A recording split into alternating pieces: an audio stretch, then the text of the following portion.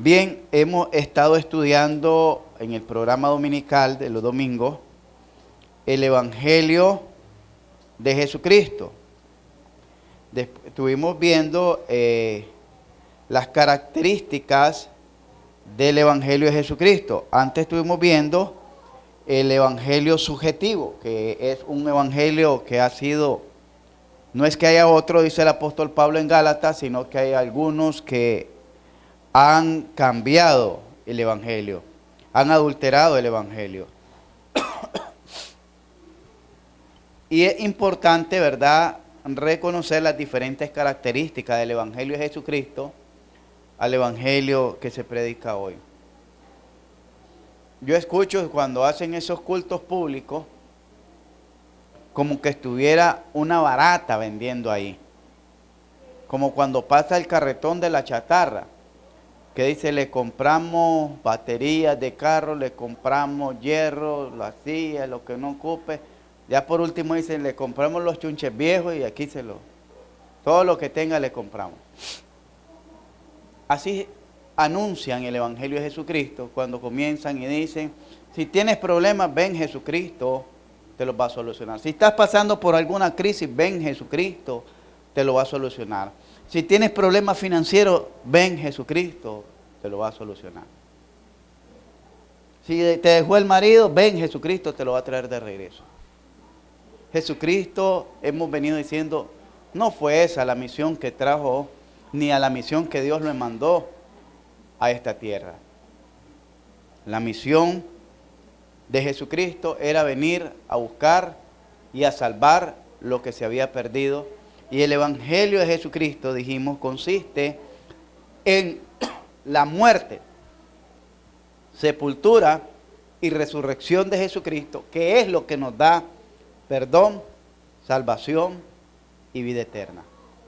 Las obras de Jesucristo que Él hizo en los días de su ministerio eran señales que Él hizo para que los judíos se convirtieran, para que los judíos creyeran que Él era el Mesías. Resucitar muertos, limpiar leprosos, y le da cumplimiento a Isaías capítulo 61:1. Libertar a los cautivos que eran oprimidos por el diablo, a endemoniados, echar fuera espíritus inmundos, abrir los ojos a los ciegos, los oídos a los sordos, hacer caminar paralíticos, hacer hablar a los mudos. Todas esas cosas son parte de las señales que Jesucristo vino a hacer a los judíos para que creyesen. Pero para nosotros no es parte del Evangelio, porque para nosotros lo que necesitamos saber es que Cristo murió en la cruz del Calvario por nuestros pecados, para darnos salvación y vida eterna. Pero ahora todavía están predicando eso. Ven, Jesucristo te va a hacer esto, Jesucristo te... No. Prácticamente han hecho del Evangelio de Jesucristo un evangelio comercial. Otros han ocupado el Evangelio de Jesucristo para hacer un evangelio social que está al alcance y disposición de todo. Puedes venir como quieras, puedes andar como quieras, puedes vestir como quieras, puedes vivir como quieras. No importa. Jesucristo murió por todo. Jesucristo murió por todo. Jesucristo murió por los buenos y por los malos. Todos somos hijos de Dios, por todos murió Jesucristo, así que no importa cómo ande. Ese se llama un evangelio social. Que no importa las condiciones, la moralidad, la espiritualidad, no importa. Lo que importa es que vos creas y ya es suficiente. Con eso ya cumpliste. Vamos a ver en las características del verdadero evangelio, hermano, que el verdadero evangelio, dijimos, ya lo estuvimos viendo, es unas nuevas de gran gozo. ¿Por qué unas nuevas? Porque si usted pregunta, todos les van a responder la misma. ¿Tú eres pecador? Sí, todos somos pecadores. Es más, a veces se la tiran como indirecta a uno. Aquí todos somos pecadores, mi hermano. La misma Biblia dice, no hay justo ni a un uno, porque han sabido. Entonces, se lo devuelven a uno. Cuando usted le dice, ¿usted es pecador? Sí. Para ir entrándolo en el proceso del plan de salvación. Pero miramos que es de buena y gran gozo porque nosotros sin Cristo estamos sin esperanza. Usted puede tener dinero, usted puede tener riquezas, usted puede tener fortuna, usted puede tener bienes materiales, es más, puede tener juventud, puede sentir que tiene la vida. Puede sentir que hasta es dueño del tiempo porque dice voy a hacer esto, voy a hacer aquello, voy a hacer aquello y se proyecta en el espacio y dimensión del tiempo como si el tiempo fuera suyo porque siente que tiene todo. Pero si no tiene a Cristo, no tiene nada. Si no tiene a Cristo, no tiene nada. Por eso el Evangelio es de gran gozo, porque el que tiene a Cristo, aunque no tenga riquezas materiales, aunque no tenga bienes en esta vida, pero el que tiene a Cristo, tiene todo. Oiga bien, tiene todo. Todo lo que necesita para vivir en esta vida. Y todo lo que necesita para vivir en la vida eterna. Teniendo a Cristo, no tenemos falta de ningún bien. El Evangelio fue profetizado. En Isaías, más que Isaías, el profeta mesiánico. En Isaías 61 del 1 al 3 que les dije, Marcos 1:15, que se está dando cumplimiento al tiempo. El Evangelio de Jesucristo fue predicado bajo el Antiguo Testamento. Miramos que en Hebreos capítulo 4 versos 2 se presenta que todos, dice, recibieron el Evangelio en el Antiguo Testamento. Allá el pueblo de Israel. El Evangelio de Jesucristo manifiesta la gracia de Dios. Solo le estoy repasando lo que ya habíamos visto. La gracia de Dios. ¿Qué entendemos por la gracia de Dios? La gracia de Dios, dijimos, muchos cristianos la tienen limitada solo al perdón de pecado. Es más, hay congregaciones, y se lo voy a decir, a un bautista, espero que aquí no hayan de estos hermanos, porque aquí hasta la saciedad se les ha enseñado. Anduvimos evangelizando y le pregunté a una joven y me dijo, no, si yo soy cristiana, no la voy a juzgar, dije yo, porque ¿quién soy yo para juzgar? Pero por el árbol se conoce el fruto. ¿Y dónde te congregás? Ahí por la terminal de la 11, ¿a dónde? ¿Qué iglesia es? Una iglesia bautista. De casualidad le digo, el pastor no es Pastor Armando. Sí, me dice el pastor. Pero vos ya sos salva. No, yo me bauticé, pero yo todavía no soy salva. ¿Y cómo es eso? ¿No te han enseñado la seguridad de la salvación? Que te hayan enseñado. Yo les he dicho, yo no le voy a decir a nadie quién es y quién no es, pero es mi deber enseñar la seguridad de la salvación porque es por fe. No me dice. Pues dígale al pastor que yo, el pastor Erwin Cruz de la Iglesia Bautista de Ciudad Belén, le dijo que le enseñe la seguridad de la salvación. Yo no se le enseño por respeto porque usted es oveja de él, pero es responsabilidad de él como pastor enseñar. Si mañana va a la escuela dominical, vaya.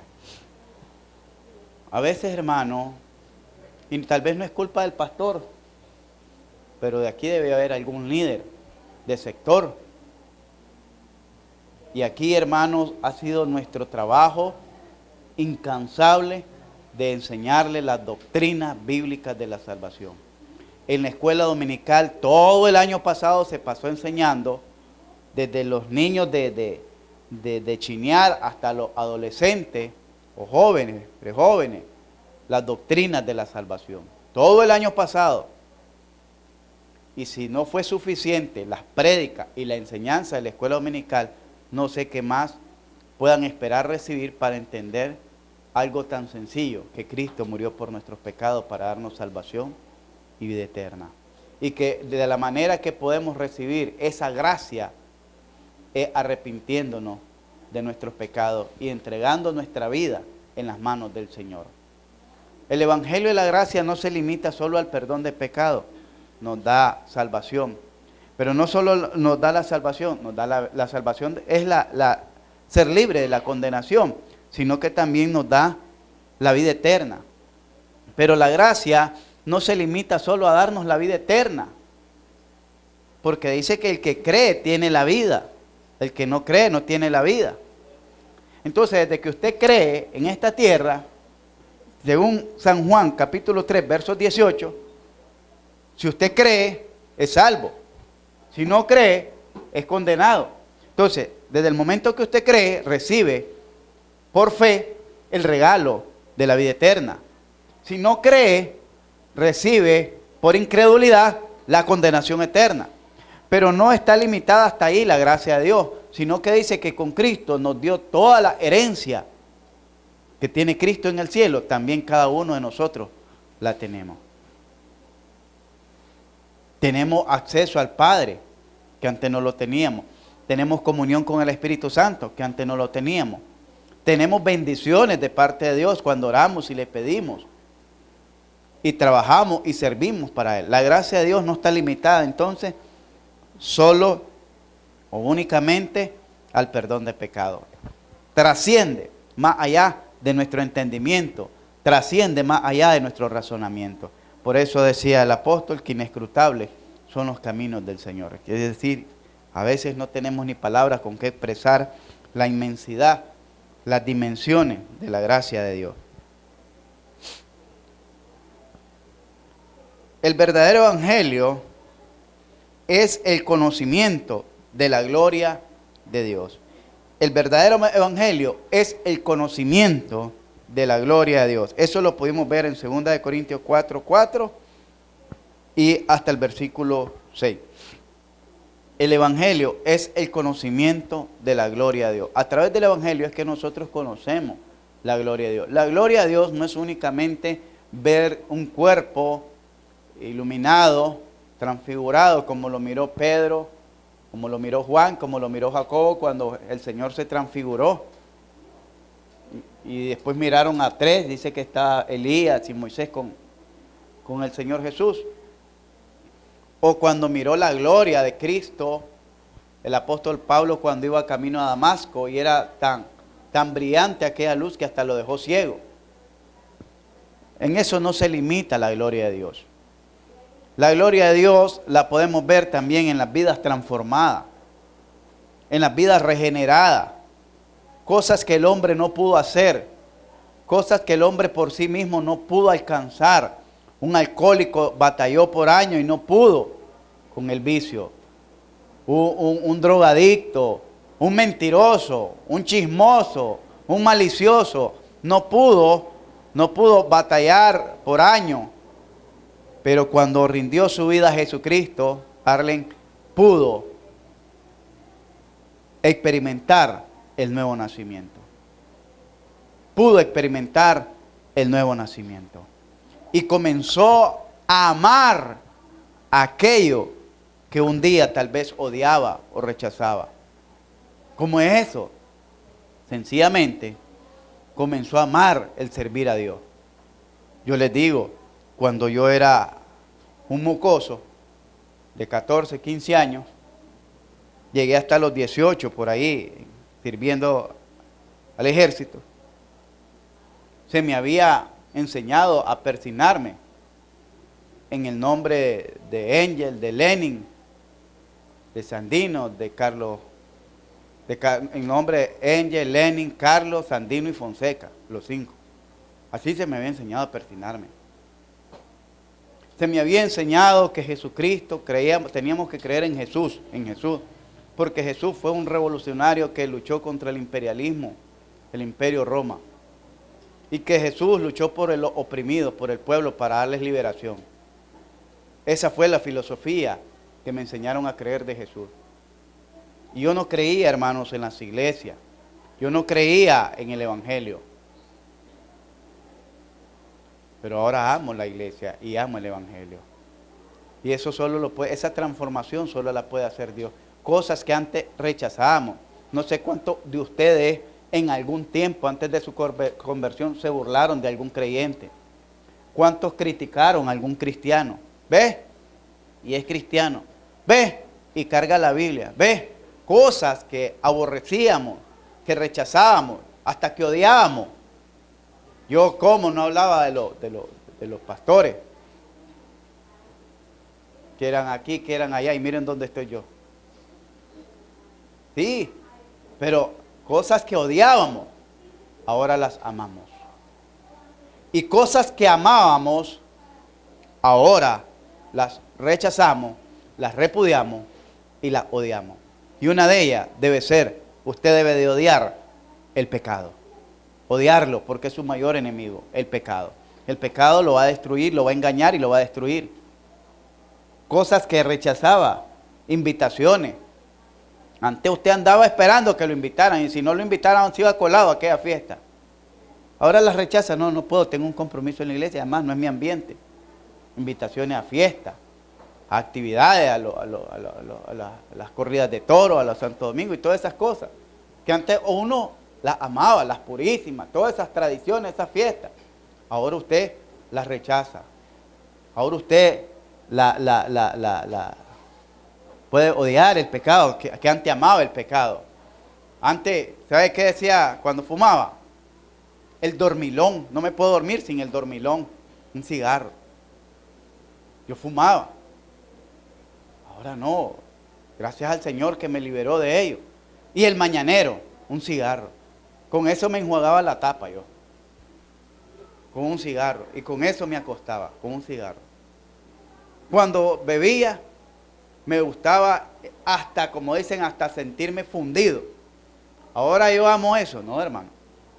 Lo rechazo. Es más, hasta odio el pecado porque me da tristeza ver cómo ese vicio ha destruido la vida de muchas personas que he apreciado. Unos tíos míos murieron por causa del alcoholismo. Y yo lo voy a amar. Tíos míos que murieron por causa del alcoholismo. Una vez iba pasando, no recuerdo por dónde, y un jovencito, bajándome del bus, venía un jovencito, venía de su colegio, porque andaba con su uniforme azul y blanco, su mochilita, con un cigarro, como aquellas chimeneas de locomotora tirando humo. Y me dio tristeza y me dio pesar. Y yo miré, así anduve yo un tiempo, haciendo cosas estúpidas en esta vida. Porque ese es de todos los vicios, ese es el vicio más tonto que hay, más estúpido, porque quemar el dinero solo por ir tirando humo. Y además de dañarte tus pulmones y dañarle los pulmones al prójimo. Cuando usted mire entonces a estas personas que son transformadas, usted está viendo ahí la gloria de Dios. Porque el hombre por sí solo no puede hacer eso. No puede. Podrá salirse por medio de los alcohólicos anónimos, drogadictos anónimos, de algún vicio, pero su vida no es transformada. Es decir, eso no lo va a hacer volverse un adorador de Dios. Eso no lo va a convertirse en un servidor de Dios. Eso no lo va a ayudar a ser un hombre dedicado a la obra del Señor, a apoyar la obra de Dios, a predicar el Evangelio de Dios. Simplemente renunció a un vicio y se metió tal vez a 2, 3 más. El Evangelio nos enseña la vida y la inmortalidad. Es el Evangelio quien da a conocer la vida y la inmortalidad. Ahí sí vamos a leer 2 de Timoteo 1:10. 2 de Timoteo 1:10. Si alguien me gana, entonces lo dice. Léalo, hermano.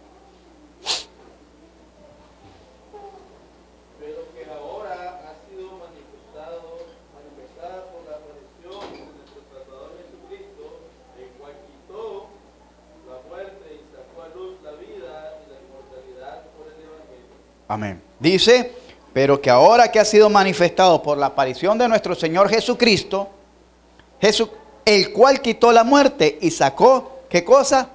A la luz, la vida. Pero no solo la vida, sino también ¿qué? ¿Por medio de qué? Entonces usted puede ver, hermano, que la gracia de nuestro Señor Jesucristo no solo es limitada al perdón de pecado. ¿Algo que es inmortal puede morir? ¿No? ¿Algo que es eterno puede terminarse? Y eso es lo que un evangelio diluido o falso o a media están enseñando. Para tratar de mantener controlada la vida el hombre y no dejar que las controle Dios. Por ejemplo,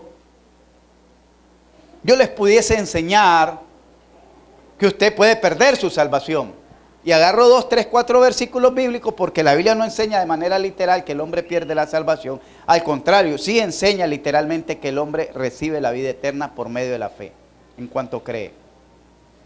Pero yo puedo rebuscarme y tratar de manipular la escritura para convencerlo. Y una vez que yo hago eso, yo le siembro la duda en su corazón. Y cuando siembro la duda, trato de controlar la vida de ustedes a través de ese punto doctrinal, que va a perder la salvación. Cualquier error, cualquier pecado, si usted peca, pierde la salvación. Siendo así, ¿quién no peca? Pregunto, ¿quién no peca?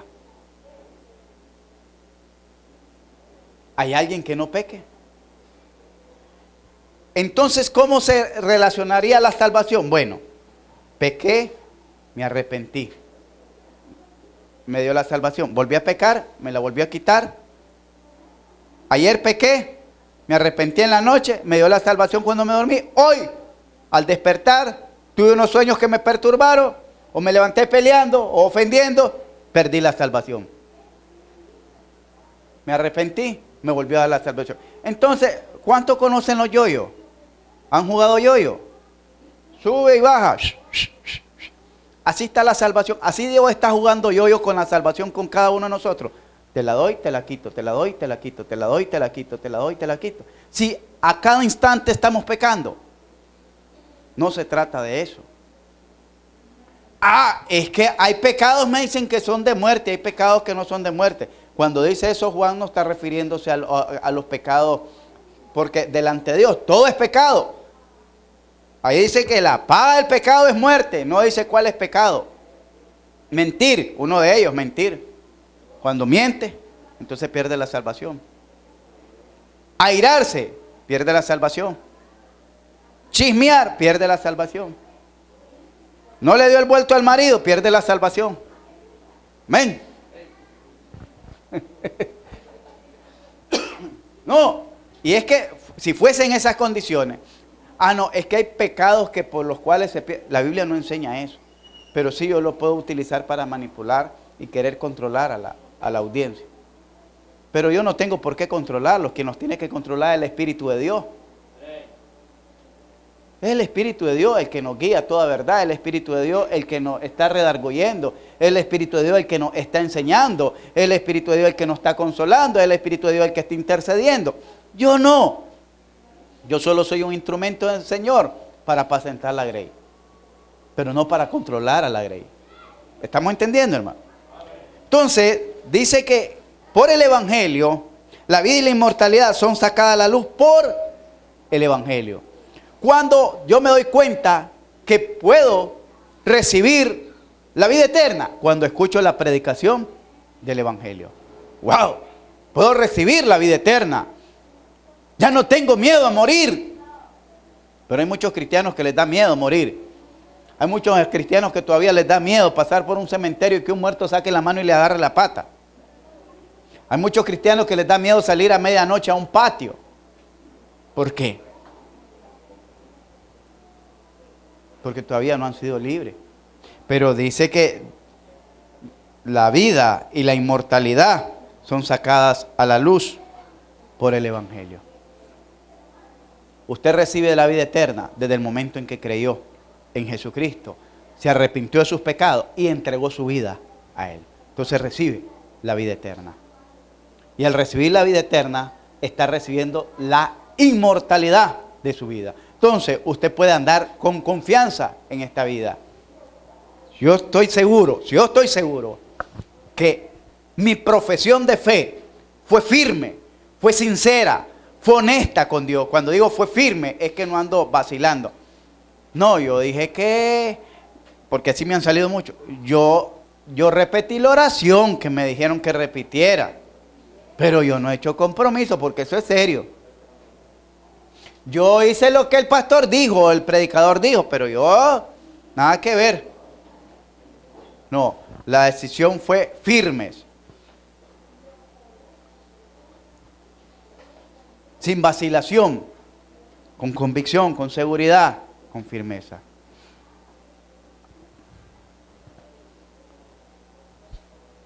El verdadero evangelio es el poder de Dios para salvación.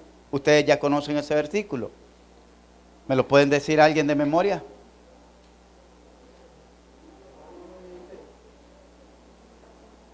Romanos 1:16. ¿Qué dice? ¿Qué dice? A estos bautistas fundamentales. ¿Ya se los pusieron? Ah, Mario.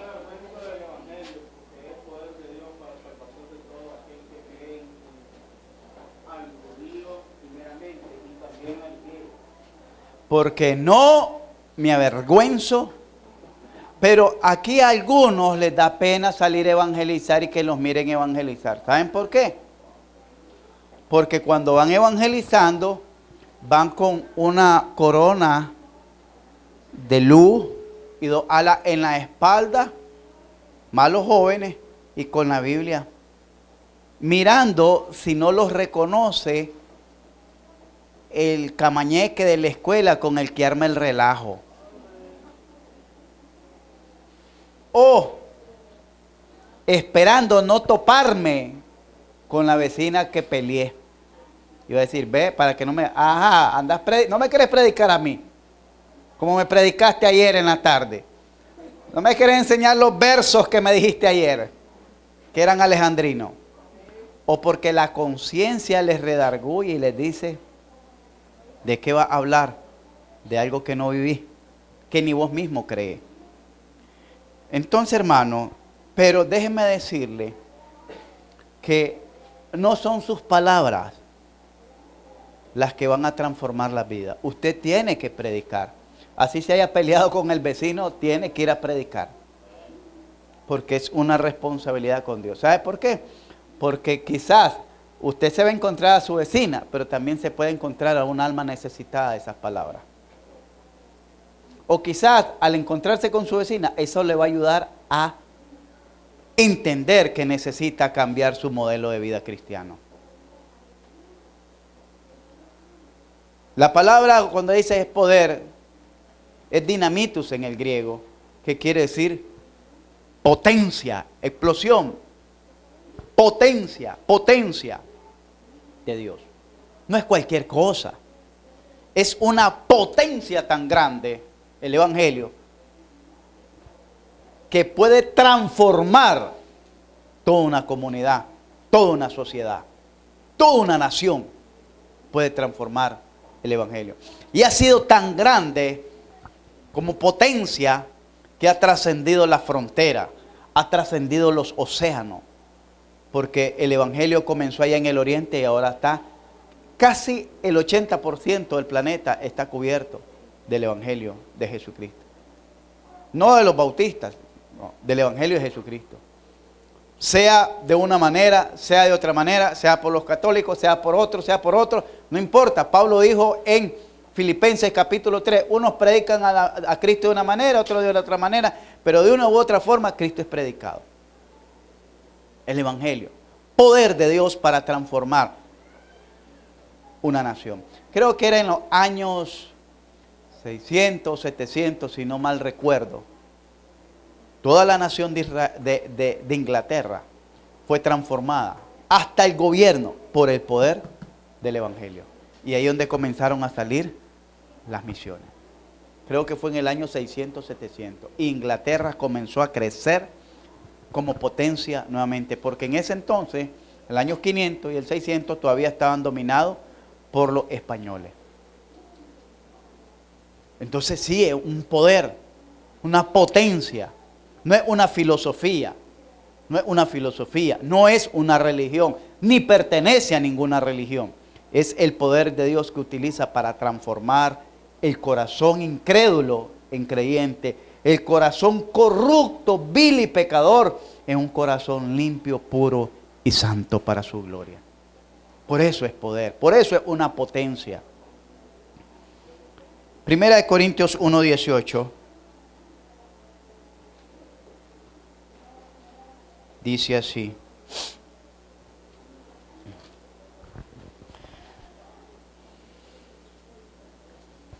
porque la palabra de la cruz es locura a los que se pierden. Como un hombre, en el contexto histórico, donde estaba creciendo en auge la filosofía, el misticismo, las creencias místicas, griegas, romanas, estaba en auge. Llega alguien predicando a un hombre mortal que murió en una cruz para darme vida a mí. Eso es locura. Va a morir él está muriendo él y él me va a dar vida a mí. En el razonamiento lógico y humano.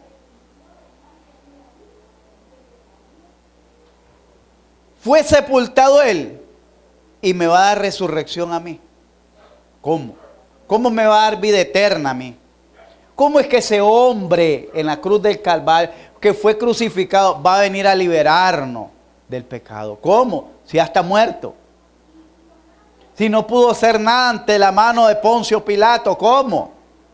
Si fue rechazado, ¿cómo ahora lo vamos a recibir? No lo recibimos ni vivo y ahora lo vamos a recibir muerto. Es locura. Pero esa locura es para los que les gusta filosofar y crear argumentos racionales para negar la eficacia de la obra de nuestro Señor Jesucristo en la cruz del Calvario. Por eso dice que el Evangelio es locura. ¿A quiénes? A los que se pierden. Pero a los que se salvan, esto a nosotros es poder de Dios. ¿Y yo por qué digo y lo creo que es poder de Dios? Porque ni mi madre, que Dios la tenga en su presencia, con tantos cuerazos que me dio, me pudo cambiar. Ni mi padre tampoco me pudo cambiar. Ni el gobierno pudo cambiarme. Ni el colegio pudo cambiarme. Ni la familia pudo cambiarme. La sociedad no pudo cambiarme. Al contrario, cada día me corrompía más. El único que pudo transformar mi vida, mi forma de pensar, mi forma de amar, mi forma de relacionarme, mi forma de sentir, fue Dios. Por eso es poder de Dios. Y no solo el poder que actúa en mí como vivo, sino que el poder que Dios tiene para hacer de este cuerpo mortal un cuerpo inmortal, que me da fe y esperanza de que un día Cristo viene por mí. Y no viene solo a saludarme, sino que viene a llevarme para reinar con Él por toda una eternidad.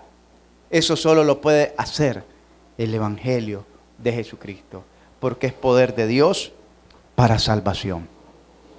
Amén. Hermanos, eso no lo va a encontrar en cualquier lado.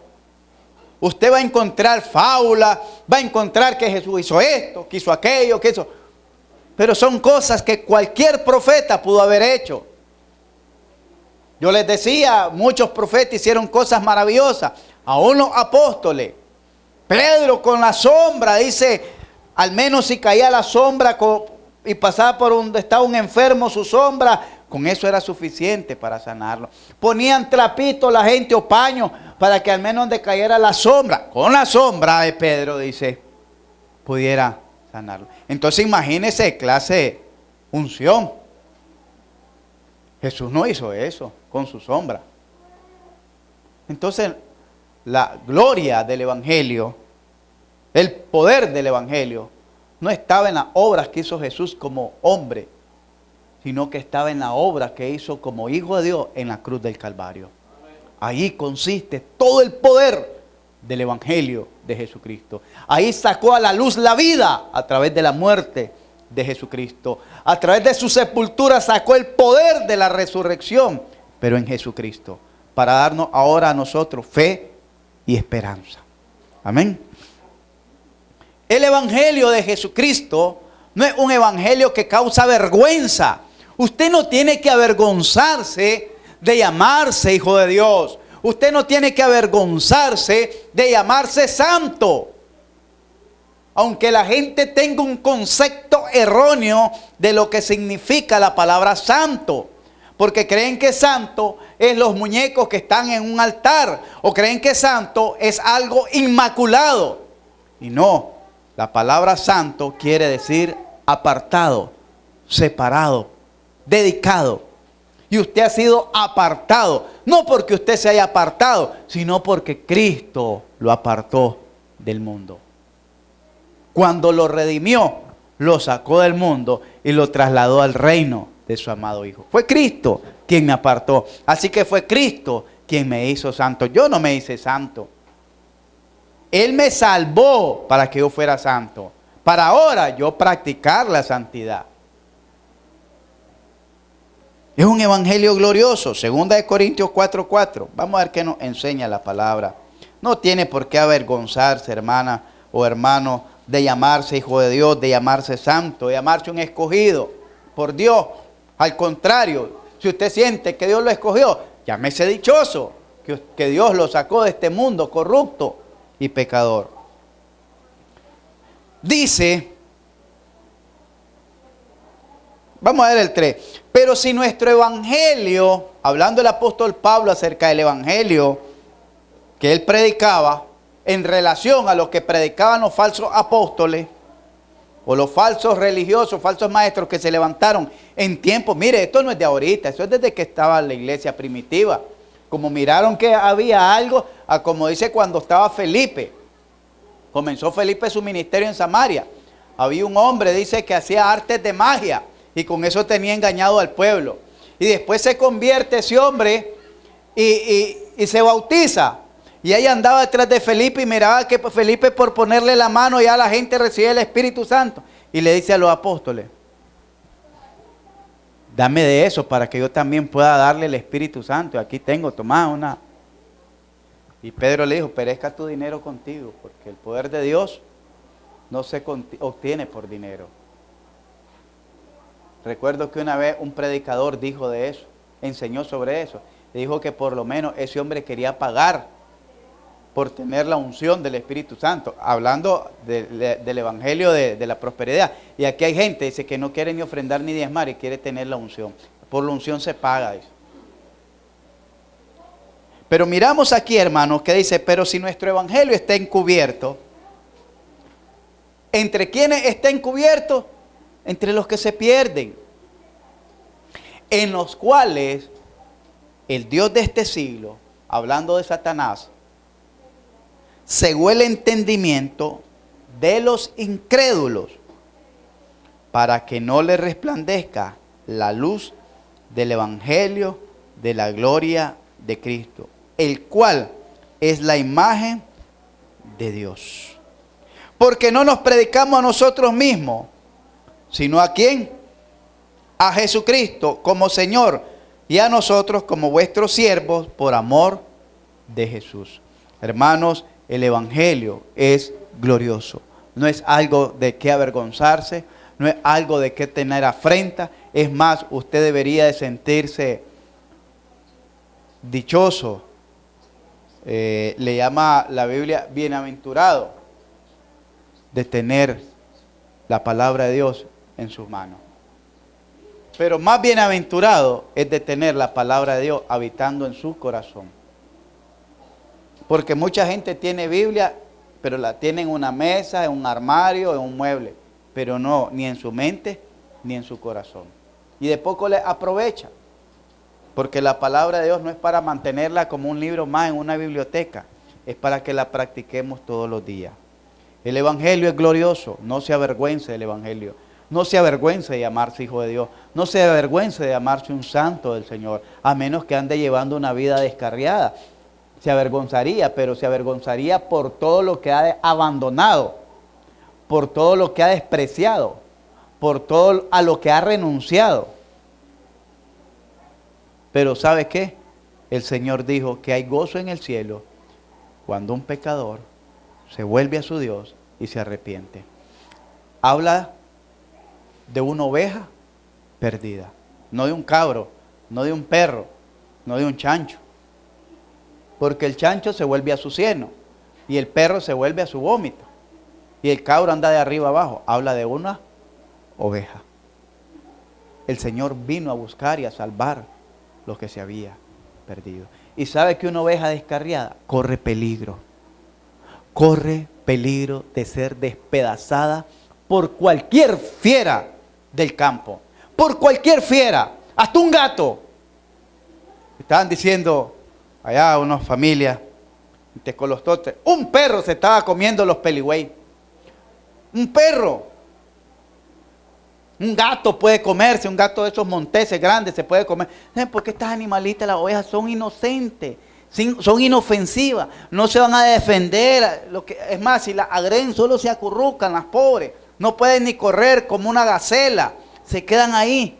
Y una oveja que anda descarriada, solo se acurruca ahí porque no sabe para dónde agarrar. Entonces el pastor, nuestro Señor Jesucristo, el príncipe de los pastores, sale a buscar a través de su palabra, a través de la predicación, a través del poder del Espíritu Santo, a través de sus siervos, va a buscar esa oveja porque sabe que Satanás no la va a perdonar, la va a despedazar, la va a destruir, la va a humillar, la va a exterminar, la va a arruinar para el resto de su existencia. Dios lo sabe y Dios no quiere que les pase eso a esa oveja perdida. Y había una dracma. ¿Y qué era la dracma? Una moneda. ¿Y dónde estaba la moneda? Debajo de la alfombra. Y usted dirá, pero una moneda no le pasa nada. ¿Cómo no? Se corroe, se pudre. Pero además una moneda, si era de oro, ¿qué está haciendo ahí debajo de la alfombra enterrada? Perdiendo su valor, perdiendo su función. ¿Para qué es la moneda? Para hacer intercambio.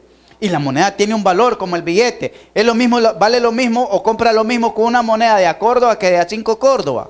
De ninguna manera. ¿Qué precio tiene usted como moneda? ¿Cuál es el valor que Dios le ha dado? El evangelio es glorioso, hermano. Dios le ha dado un lugar, Dios le ha dado una posición, Dios le ha dado un valor que usted tiene que cuidar. Lo mismo el hijo pródigo, que era la siguiente escena que mirábamos ahí, pero no la leyeron. Que era el hijo pródigo, vivía bien en su casa, estaba bien con su familia, pero se le metió una idea en la cabeza, un dardo de fuego, el maligno lo atravesó. Y de una idea equivocada, tomó una decisión equivocada de abandonar a su familia. Y de esa decisión equivocada se fue al lugar equivocado, a vivir con gente equivocada y llevar una vida equivocada. Vivió en lugares equivocados. ¿Por qué? Porque en su casita tenía su camita rica, calientita, se podía echar a la hora que él quisiera. Nadie le iba a decir nada. Aseado todo. Era el hijo del Padre, tenía todas las bendiciones. Todo lo tenía. Tenía gente que le servía.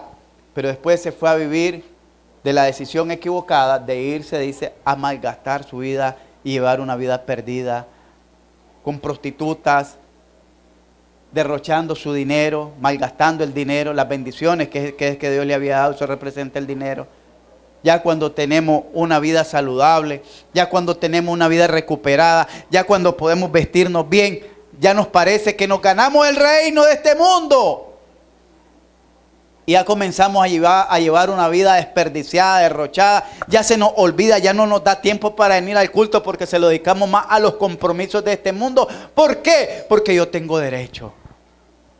Entonces, decisiones equivocadas con personas equivocadas. Y nos parece que es más grato ir a celebrar con los amigos, con las parientes, con la familia, con esto, con aquello, que estar en la reunión con la familia de la fe. Decisiones equivocadas, con gente equivocada, desperdiciando una vida agradable, saludable que le había dado Dios, por llevar una vida equivocada. Equivocada. Pero al final, Dios le permite a esa persona reflexionar, a ese hijo pródigo.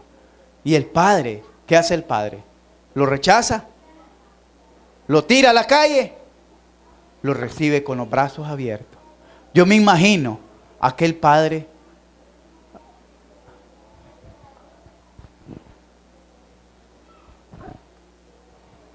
todos los días esperando a ver a qué hora venía su hijo, a ver cuándo regresaba su hijo. Todos los días. Yo a veces les digo a mis hijos, me tienen abandonado cuando no me llaman, cuando no llegan a verme. Ahora este Padre que representa a Dios, todos los días Él espera por ti. Todos los días. Pero no espera para regañarte, ni para torturarte, ni para crucificarte. Él espera para abrazarte, para amarte y vestirte, transformarte. Dice que lo recibió, lo abrazó, lo besó, le puso un anillo en su mano y le dijo, entra, háganle fiesta a este hombre, porque este hombre era muerto y ahora es vivo. Eso es lo que te espera con Dios. Pero eres una oveja perdida. Lo que te espera con Satanás dice que anda como león rugiente, como un león hambriento, solitario y hambriento ahí, alrededor, olfateando, porque el león al kilómetro olfatea a su presa, buscando a quien devorar. A quien devorar es hartarse, despedazarlo para hartarse. No permitas que Satanás destruya tu vida. No permitas que Satanás destruya tu familia. No permitas que Satanás destruya tu hogar. Si hasta el día de hoy Satanás ha venido tratando con tu vida y te ha venido rodeando, te ha venido tirando aquellos zarfazos, aquellos mordiscazos, aquellos arañazos, pero todavía estás vivo, vuelve a tu Señor. No te avergüences del Evangelio, porque el Evangelio es glorioso. Es glorioso, hermano. Yo no sé por qué se ausentan de la iglesia, si es lo más hermoso que pueden tener en esta vida.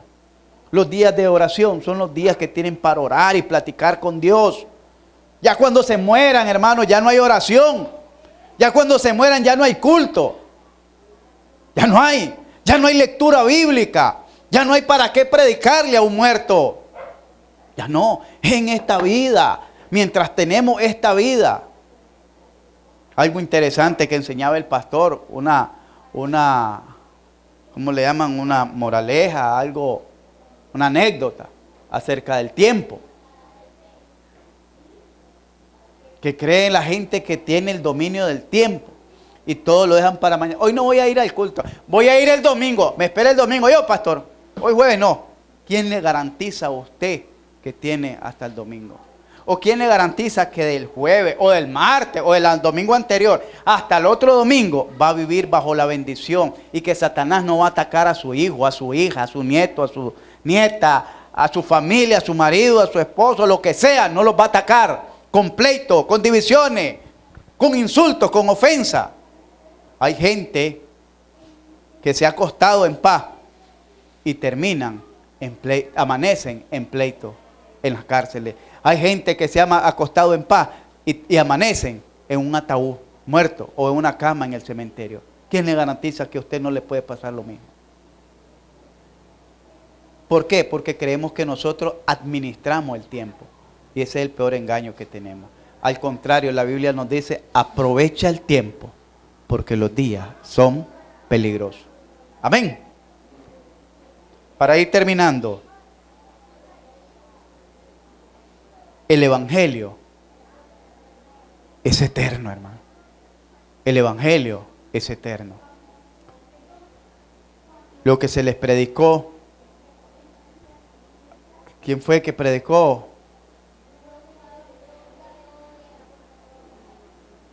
Noé. Y antes de Noé, Enoc. Gracias, hermano. Enoc, Noé.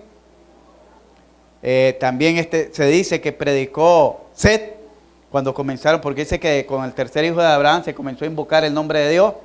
Set, Enoc, Noé, Abraham y así los profetas.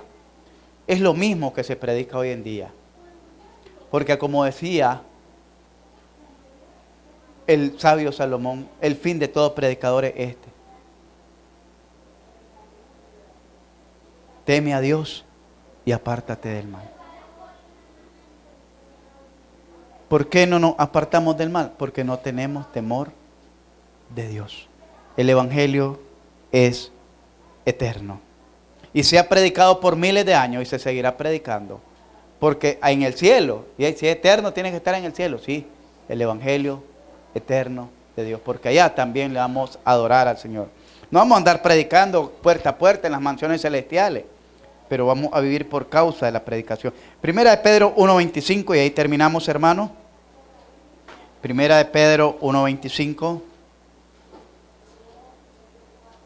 Dice así: mas la palabra del Señor permanece para siempre. Y esta es la palabra que por el Evangelio os ha sido enseñada. La palabra del Señor permanece para siempre. Y esta es la palabra que os ha sido anunciada. Y por último, Apocalipsis 14:6 dice acerca del Evangelio, que es eterno. Dice así: y vi volar en medio de los cielos a otro ángel que tenía el Evangelio eterno para predicarlo a los moradores de la tierra, a toda nación, tribu, lengua y pueblo. El Evangelio del Señor es eterno. Secase la hierba, marchitase la flor, pero la palabra de Dios permanece para siempre. Amén. Jesús dijo: cielo y tierra pasará, mas mi palabra no pasará.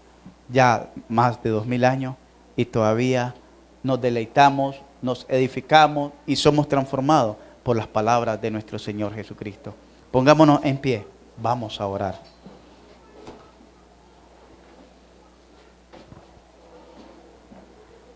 Incline su rostro ahí donde está. No sé cuál es su condición delante de Dios. Yo la desconozco, hermano. Pero el Espíritu Santo, que todo lo escudriña hasta lo más profundo del corazón, le debe demostrar cuál es su condición delante de Dios. Si hasta el día de hoy usted no ha caminado en la fe del Evangelio, si hasta el día de Dios usted se ha avergonzado de ese Evangelio, si hasta el día de Dios usted no ha vivido la plenitud de ese Evangelio, hoy usted puede pedirle perdón al Señor, porque no es porque el Señor haya fallado, sino que quizás su forma de pensar, su forma de actuar, su forma de creer, no le ha permitido disfrutar el Evangelio de Jesucristo, la vida que Jesucristo le ofrece. Pídale perdón ahí donde está. Si usted le ha fallado al Señor y quizás anduvo un tiempo perseverando en los caminos, pero usted se ha apartado y ha escogido otros caminos y hoy se da cuenta el peligro de su vida y que Dios lo ama y está esperando por usted a que vuelva a como volvió el hijo pródigo. Si usted siente en su corazón lo que sintió ese hijo pródigo, decir: iré a la casa de mi padre y le diré: perdóname, Padre, porque he pecado contra ti y contra el cielo. Ya no soy digno de ser llamado tu hijo. Hazme como uno de tus jornaleros. Tú puedes orarle al Señor. Tú puedes pedirle al Señor que te libere, porque Satanás te va a destrozar.